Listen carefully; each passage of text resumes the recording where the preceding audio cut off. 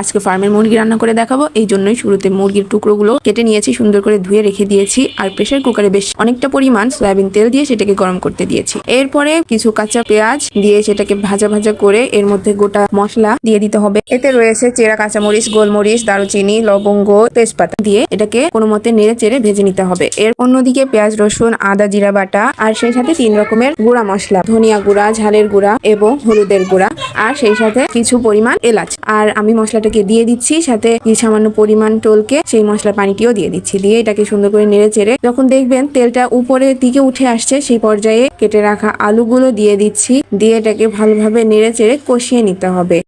সামান্য পানি দিয়ে এটাকে কষিয়ে নিতে হবে। মশলাটা কিন্তু বেশ অনেকটা পরিমাণ, আপনারা দেখতেই পাচ্ছেন। কষানো হয়ে গেলে এই পর্যায়ে আমি ধুয়ে রাখা গোশের টুকরোগুলো দিয়ে দিলাম। দিয়ে সুন্দর করে নেড়ে চেড়ে এটাকে রান্না করতে হবে। আর দেখবেন এই পর্যায়ে রান্নাটা হয়ে গিয়েছে। তো এই ছিল আজকের পর্বে। কেমন লাগলো সবাই অবশ্যই কমেন্ট করে জানাবেন। সবাই ভালো থাকবেন, সুস্থ থাকবেন। আল্লাহ হাফেজ।